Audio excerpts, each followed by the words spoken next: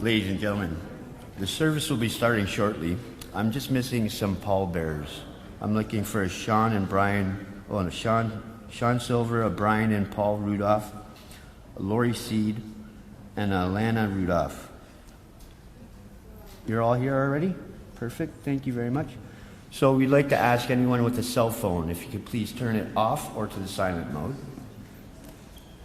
For those of you joining in the procession to Party Shalom, we do have the benefit of an officer to help us to get onto Bathurst only. So we ask that you obey all traffic lights and regulations. Once the service is over, if you could go to your vehicles and turn on your hazard lights, it would be very helpful for us. We do have a second lead car to break the procession into two smaller groups to make it easier getting through the lights. Thank you.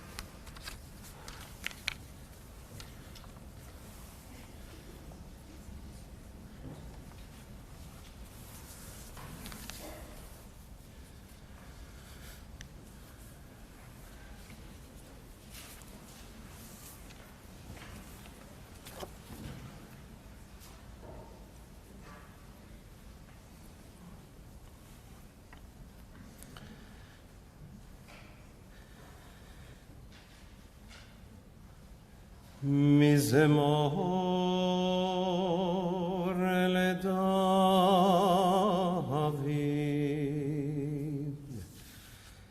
אדוני מי יגור באוהלך, משכון בהר קודשך.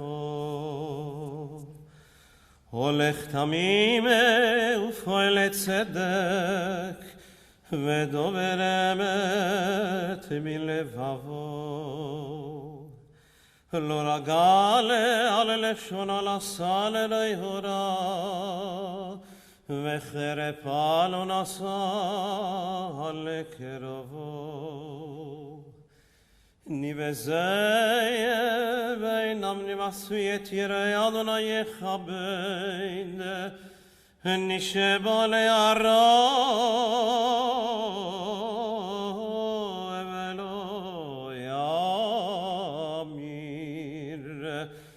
כספו לא נתן בנשך, ושוחד על אלוקי אלו לקח. עושה יהנה לא ימות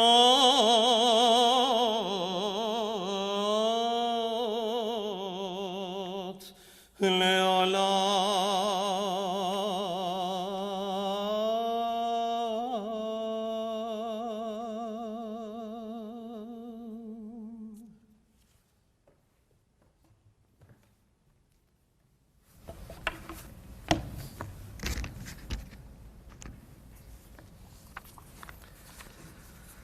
Psalm of David. Do we deserve to enter God's sanctuary? Can we merit a place in the presence of God? Live with integrity. Do what is right. Speak the truth without deceit. Have no slander upon your tongue. Do no evil to others. Do not mistreat your neighbor. Honor those who revere God. Never retract a promise once made, though it may bring you harm. Accept no bribe against the innocent. Make these deeds your own. Then shall you stand firm forever.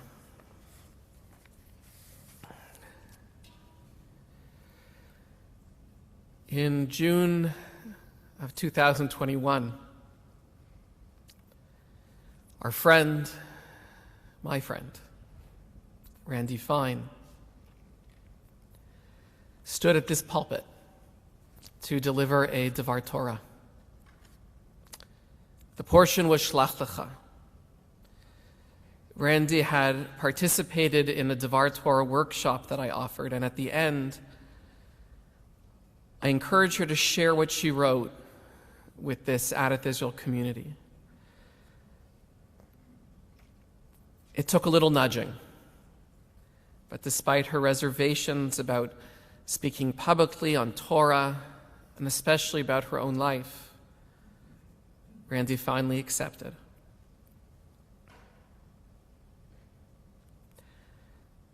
At that time, Randi said to us, "Going on a journey where you are stepping into the unknown is frightening. Just as the Israelites are standing on the edge of the promised land in Parshat Shlach Lecha and do not know what awaits them, I too am standing on a precipice as I face the challenge of diagnosis of a rare cancer."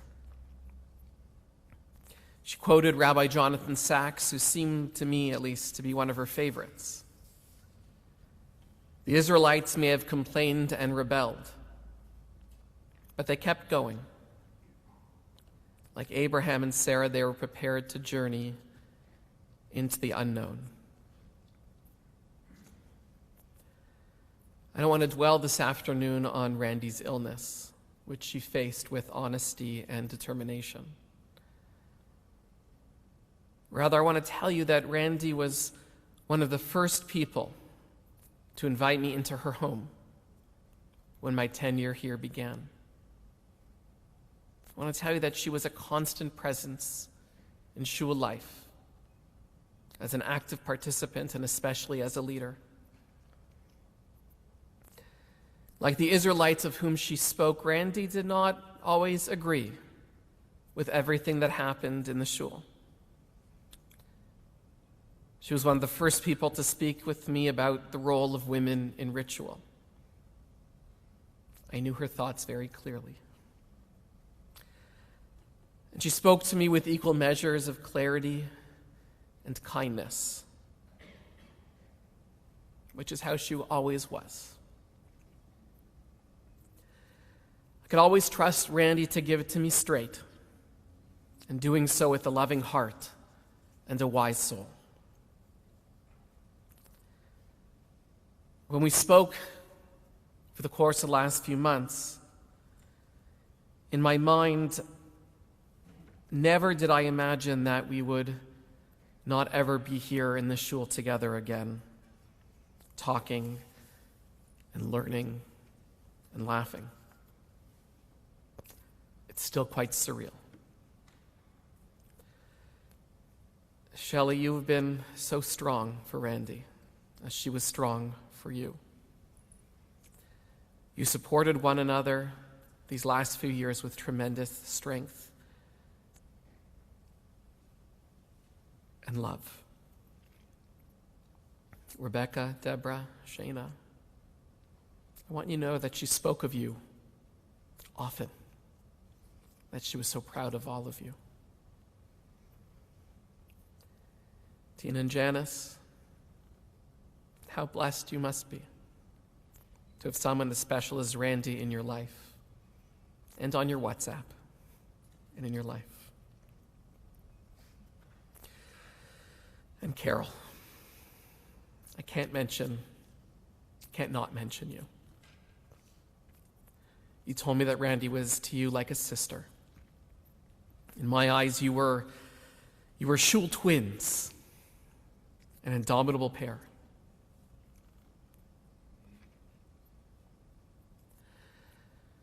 Randi's Hebrew name was Rachel. All of our matriarchs and patriarchs are buried in Marat HaMachpelah in Hebron, all but one. Rachel is buried on the road to Ephrat. And our tradition teaches that she is there to console the Israelites when they make their way from Israel to exile in Babylonia. She's buried by the road, and they'll pass her grave, and they'll be consoled. Randi, so many of us feel your presence here, or you've always left a tremendous mark. I will remember you in the boardroom. I will remember you in my office. I'll remember you right here in this sanctuary. And I know that those memories will bring me consolation, even as the void of your absence will forever remain. Toward the end of her Devar Torah, Randi once again quoted Rabbi Sachs.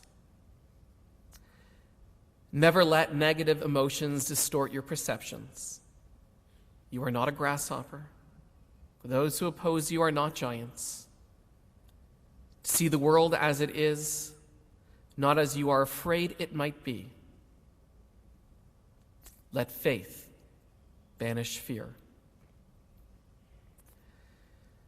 Randi concluded in her own words, "Therein lies a huge lesson for me. Fear is immobilizing. Without faith, however you might interpret that, you cannot move ahead." Randi, I know that our faith will help us in the days ahead. And I hope that all of us face the future like you, casting fear aside and pushing forward always. Goodbye, my friend. I will miss you. I'd now like to call upon Shelley, followed by Rebecca and Shayna.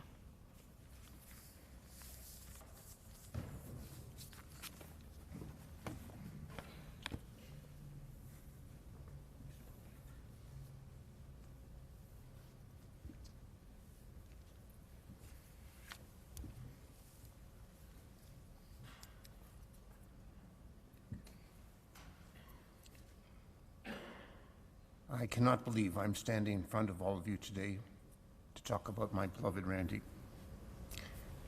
I should be in the back corner on the left, where she and Lori and Carol would normally sit on Shabbat services. But here I am. The last several months have been difficult with multiple doctor's visits, late night admissions to the emergency room, temporary reprieves with treatment, and then slow, relentless progression. Just a little bit louder. I have cried more tears than I thought possible, and I've relived every moment to see what else could have been done to save her. The simple answer is nothing was left undone or incomplete. But in my brief time with you, I do not want to focus on the darkness we now feel, but more on the light and the goodness Randi brought to me, our girls, our extended family, her dear friends, the shul, and her work.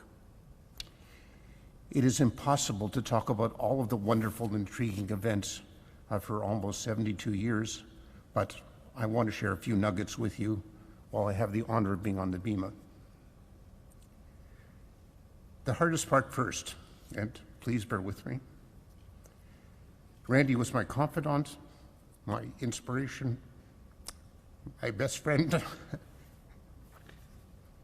and my dearest love.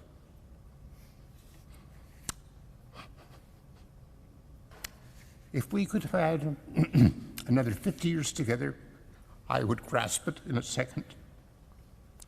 She helped me focus on being a good principal physician. She held my feet to the fire if I strayed. She pushed me to achieve for my potential, and I will be forever grateful. She made certain that I blended science with humility and compassion. Thank you. Also, Randi helped me be a better father to our 3 girls. She had the natural talent. I needed the occasional coaching. When Rebecca needed an extra push to ensure her acceptance in medical school, I delivered the tough talk, but only after extensive coaching from Randi. When Deborah developed a rare neurological condition, now completely resolved, Randi went to the ends of the earth to ensure that she saw the right specialists and got the right care. I have a personal thank you to her family physician, Dr. Wendy Brown. And when Shayna said she wanted to make children's television when she was no more than 10 years old, Randi said, go for it. Shayna studied theater at Queen's, not when she was 10, and went on to be part of the team that produced Paw Patrol. Her mentor through school was one of the original producers of Sesame Street. About shul. When Randi was 12, she and a number of her friends had a group bat mitzvah here at Adath Israel, and thanks to the efforts of Dr. Rabbi Shield at that time. Later, when our daughters grew up, they individually had bat mitzvah here at the shul, but after, their involvement in shul rituals stopped. Randi and others saw the gap that needed to be filled, and with her leadership and the open-mindedness and careful reflection of our clergy, the process was started to have women take on a greater role. I am very proud that women here at Adath Israel now count in every sense of the word. I can share with you that one of Randi's most proud moments was when she was called to the Torah for an aliyah. However, as she would remark, with privilege comes responsibility. And I hope her legacy here at the shul will see all of us make Adath a center for Jewish life and community involvement that can and should be she would fail. Finally, I want to talk about her work in volunteering. Randi had a number of careers. She was the director of the Bernard Battelle Center. She was the director of the Self-Help Clearinghouse. She wrote the original framework for seniors' mental health care for the province of Ontario and led the Older Persons Mental Health and Addictions Network. After all of these whirlwind jobs ended, she went on to volunteer with physically and mentally challenged children at the Centennial Center for Infants and Children. While she was there, she met a young boy named Johan. He was nonverbal and he was socially isolated. With her gentle prodding and incredible instinct, she helped him improve to the point where he could communicate and start school in a regular stream. Not long after he and his family moved to Hamilton, Johan sent Randi a thank you card. It is one of her most cherished mementos. As Randi would tell me, whether it was in relation to parenting, the shul, or work, make every day count. Each is so precious. And at the same time, do your part and push others around you to make things better.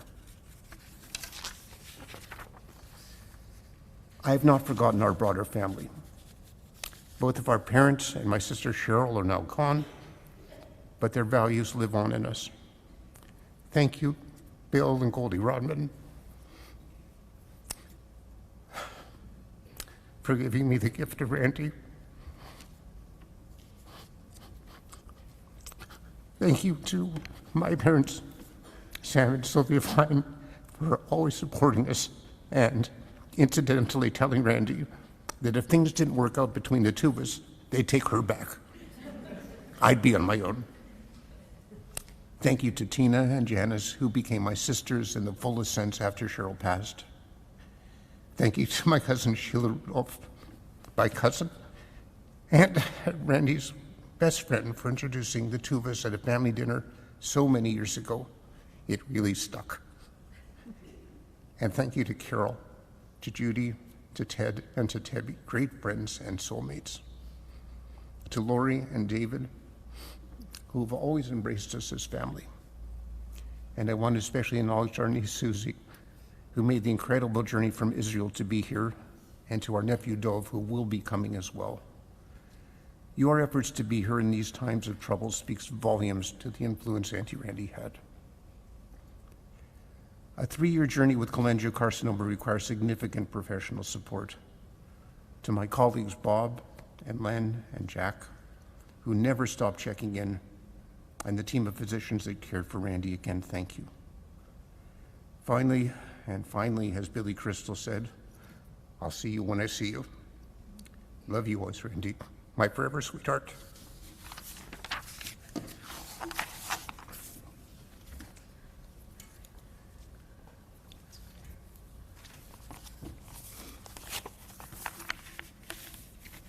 It's hard to follow. As many of you know, my parents very recently celebrated their 50th wedding anniversary. My mom had wanted a big party. Things didn't turn out as any of us had hoped, but we still celebrated and cherished the time together. But leading up to this, she had the whole thing planned out. She gave me the list of people to invite, suggested that we host it at my house, and made sure that it would be held in the afternoon. I thought an evening party might be more appropriate, but she said to me, and I paraphrase, "My friends and I are old, you know. No one likes to drive at night." But the point of that story is not that she was very old, as truly, she never will really get to experience that. But the point is that we talked about everything. My sisters and I were so fortunate to share a truly special bond with her. We really did talk about everything. We even talked about eulogies. She always appreciated hearing about people's accomplishments from their families, but pointed out to me that what was often missing in these remarks was the love. So, if you'll allow me, that's what I'd like to share about my mom. I will never be able to get all of the words just right, but I hope that the emotion comes through. My mom was a strongly passionate woman, never shy to share her opinions and firm in her beliefs.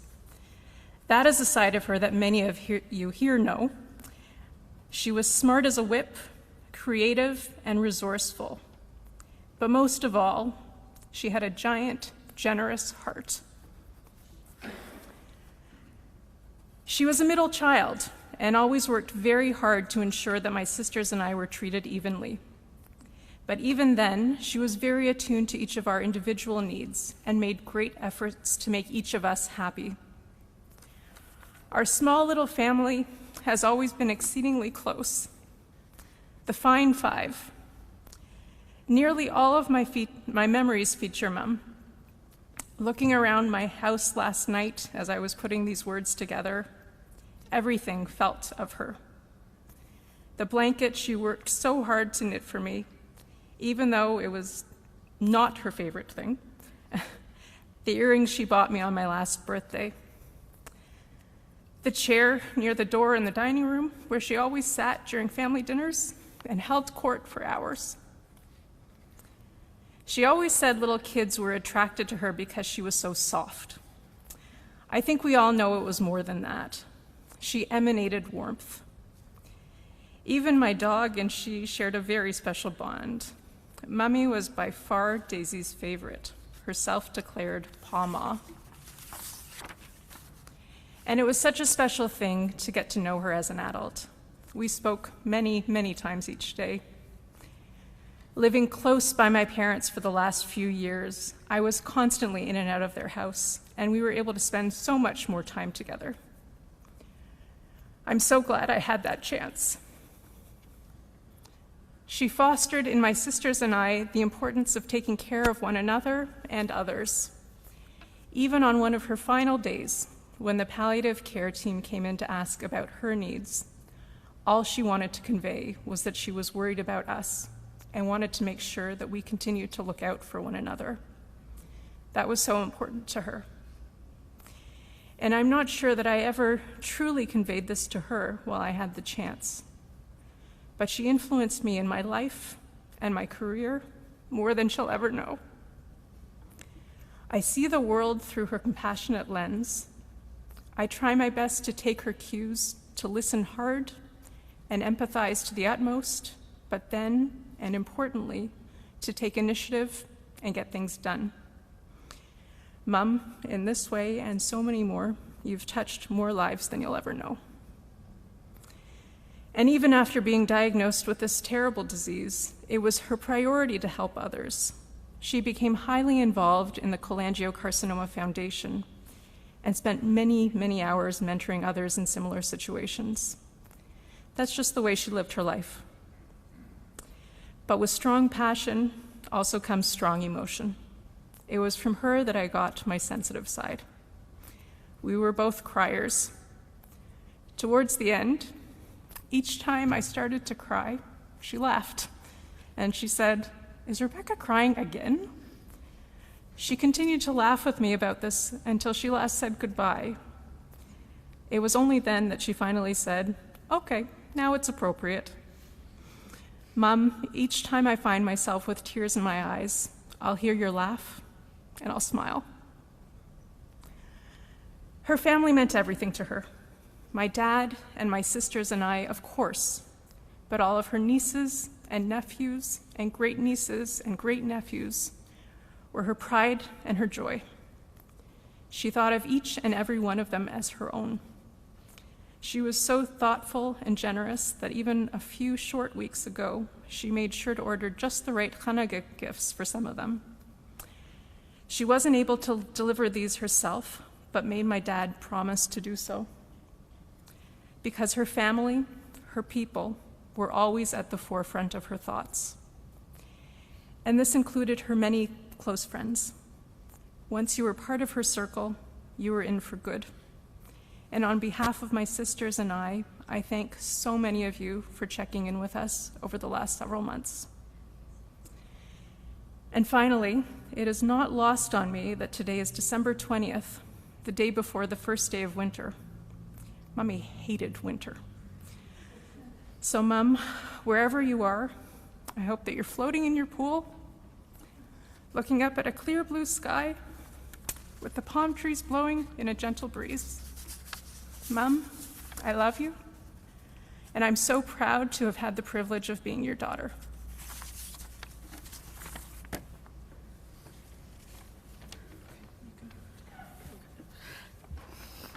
Hi, everybody.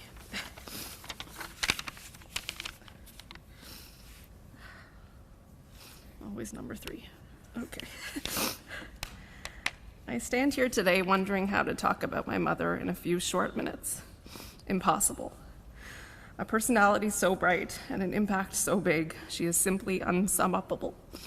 But let me try, because she always taught me and my sisters to be brave and try hard things.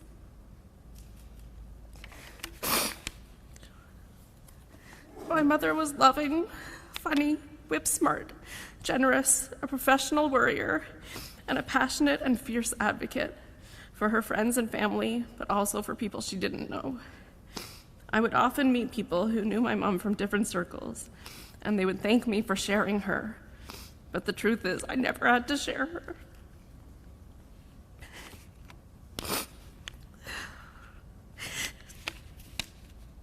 Throughout her groundbreaking professional life, her dedicated volunteer work, and her vast network of friends and loved ones, my mother always had time for me and my sisters. And of course, her favorite person in the universe, my amazing dad. We had so many wonderful times together. Funny, silly times being pool ladies together in Florida or at the JCC. Cozy times watching Y&R together.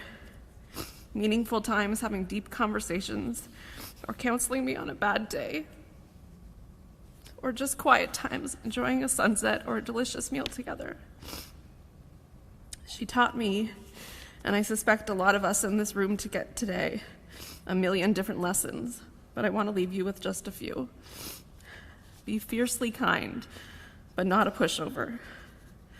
Be bold and fight for what you know in your heart is right. Potatoes make everything taste better. Laughter truly is the best medicine. Talk to yourself and to each other, even when it's hard. And lastly, be grateful for every single day. So thank you, Mom, for always being you, and thank you all for sharing her with me. I love you.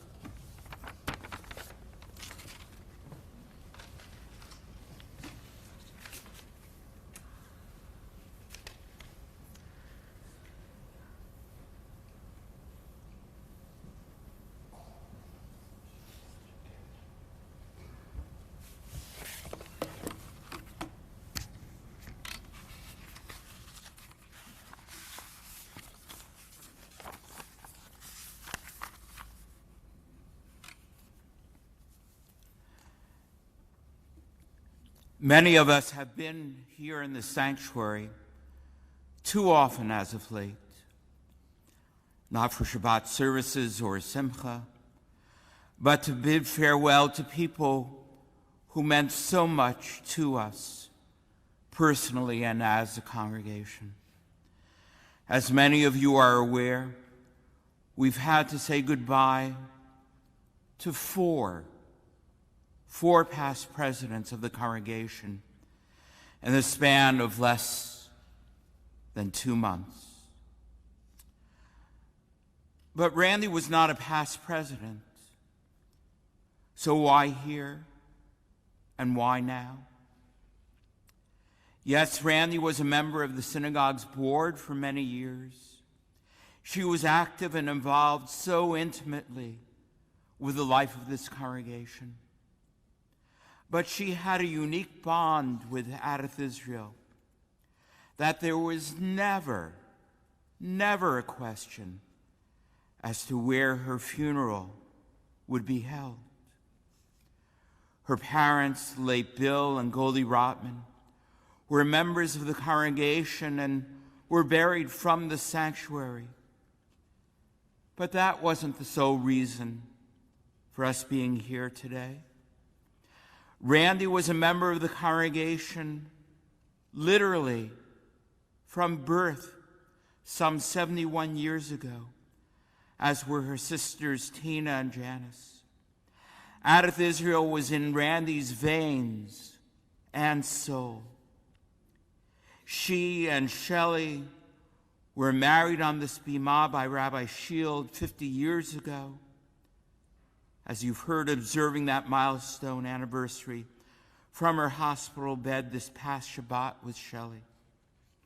Rebecca, Deborah, and Shana celebrated their Benot Mitzvah on this very bima as well. And the clergy of this congregation, both present and past, have had strong bonds with Randi and her entire family. Rabbi Shield, to this day, has had a deep relationship with Randi.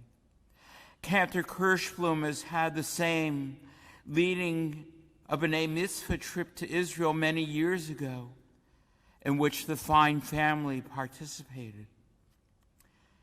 And for me, Lori and our children, when we came to this congregation more than 20 years ago, she and Shelley befriended us immediately, a relationship that has only grown.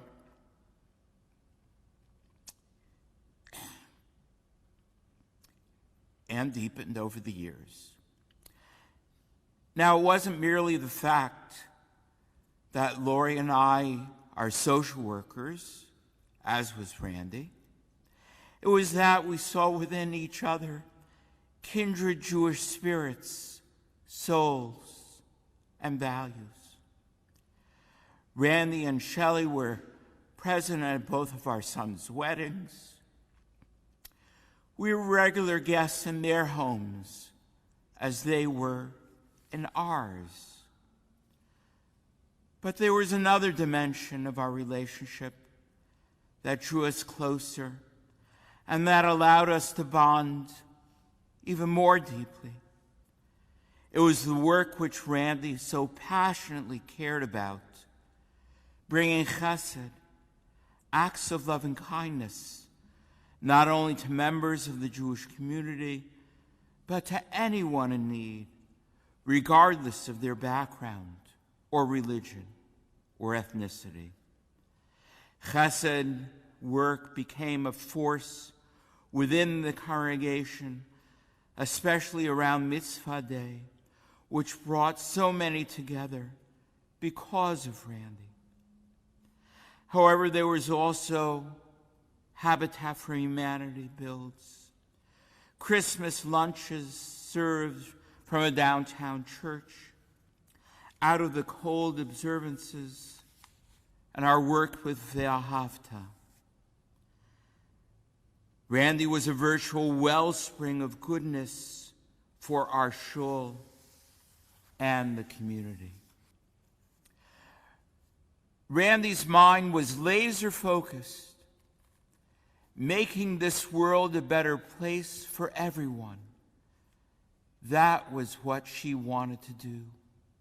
And once she latched onto an idea or a project, watch out, because she was an immutable force of nature that you had to reckon with. Now, I remember quite distinctly that when I eulogized her mom, Goldie, almost 9 years ago from this bima, on December 5th, 2014, that I used the word feisty. I used the word feisty to describe Goldie, a word which Randi and the family agreed was fit for her to a T. But Randi had that same quality of being, as did her mom. Randi believed within her DNA that she was not placed on this world merely to take up space. She was going to make a difference. which informed her life and its values always. However, Rabbi Randi's deep passion for performing acts of gemilut chasadim, acts of loving kindness, were personified most closely, I believe, in the words from Pirkei Avot, the Ethics of the Fathers, when it says, "If I am not for me, who will be for me? And when I am for myself alone, who am I?" Doing for others brought Randi such meaning and joy to her being. It gave purpose to her essence, unlike anything else could have. That was Randi's personal calling. However, as Hillel also remarked, that if you are only for yourself, then what are you? And that was Randi's unique contribution to practically everything that she did. It wasn't for the moment. It wasn't to satisfy a personal need or a desire that she did all of this work.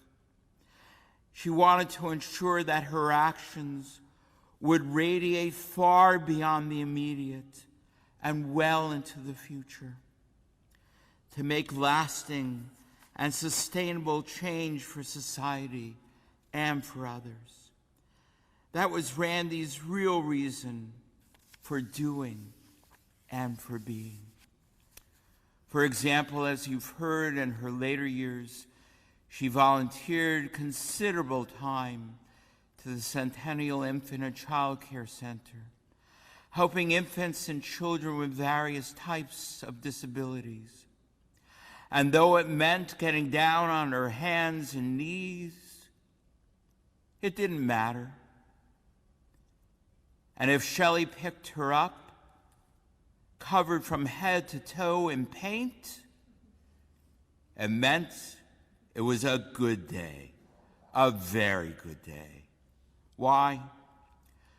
Randi knew that she was making a difference not for the moment, but to give these children a chance at a future, children who may have been institutionalized without those willing to invest in them.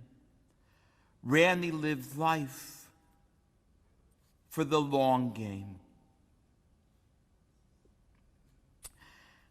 But there was, as you also heard, a uniquely Randi perspective on her illness, on her bile duct cancer. As I mentioned, it's a rare and a disease with research and treatments coming out all of the time. But how did Randi confront her illness? Yes, she got the best care possible, which bought her extra time, especially with Shelley and the girls, unfailing support and love. But her illness put her into action mode almost immediately. There are support groups for those who have this illness, many that are still in their infancy. But Randi opened her home to many of their gatherings to give people access to the information they were so desperately seeking, especially medical and financial, and the appropriate services that these people needed. Only Randi would do that.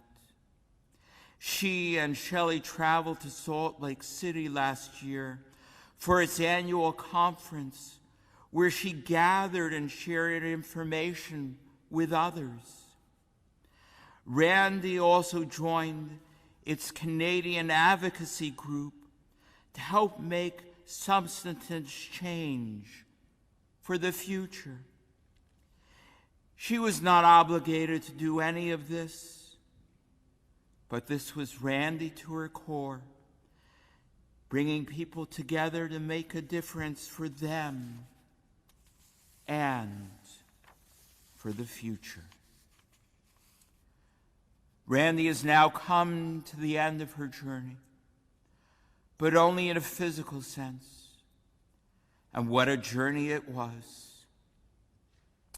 It was one that gave spiritual meaning to her life as a Jew through acts of chesed. She grew as a Jewish woman, coming to eventually wear a talit because it spoke to her. She had many aliyot and helped to organize with Carol Weir, the women of Hadith. Her care for Israel infused her life because of her family's presence there and the bonds which spoke to her through her bonds with Israel. All this inspired and gave her the strength throughout to move forward, surrounded by the deepest of love of her family and friends, which will be there forever for her and with her. It's a love, a bond, which will inspire us, as it did Randi, to do better, to be better, because her life has and will always be intertwined with ours. May Randi's goodness be a blessing to us each and every day. Amen. Please rise for the memorial prayer.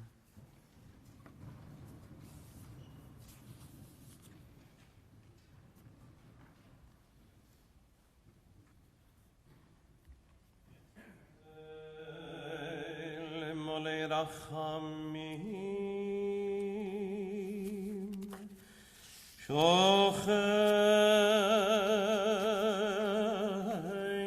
במרומים המצא מנוחה נכונה על כנפי השכינה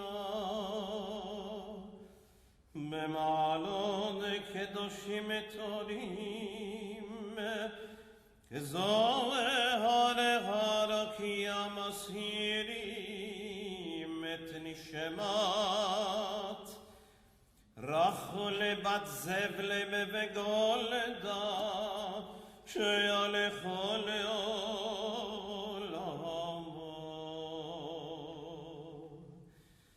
בגן עדן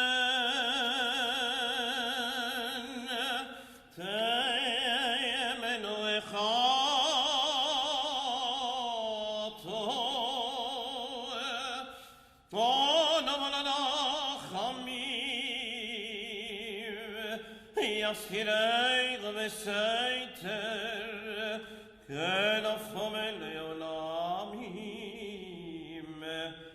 יצרור מצרור החיים את נשמתה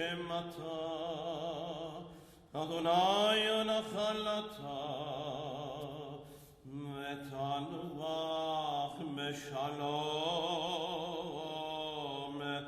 על משכבה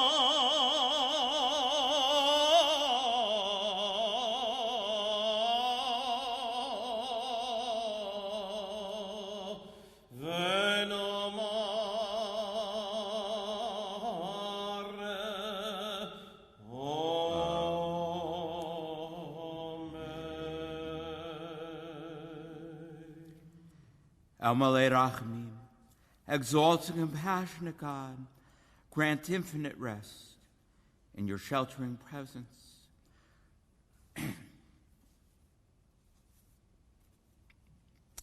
Among the holy and pure, to the soul of Randi Fine, who is gone to her eternal home. Merciful One, we ask that our loved one find perfect peace in your eternal embrace. May her soul be bound up in the bond of life. May she truly rest in peace. And let us say, Amen. Amen. The interment will take place at Party Shalom, Adath Israel, in the news section. Family and friends are invited after the interment to the Fine residence at 609 Vester Drive. The times of Shiva visits are in the cards, but just to emphasize that there will be a minyan in the evenings, this evening, Thursday evening, and the same on Sunday and Monday evenings at 4:45 p.m. There will be a minyan Thursday and Friday mornings at 8 a.m., Sunday, Monday, and Tuesday mornings at 9 a.m., after which the Shiva will conclude at that time.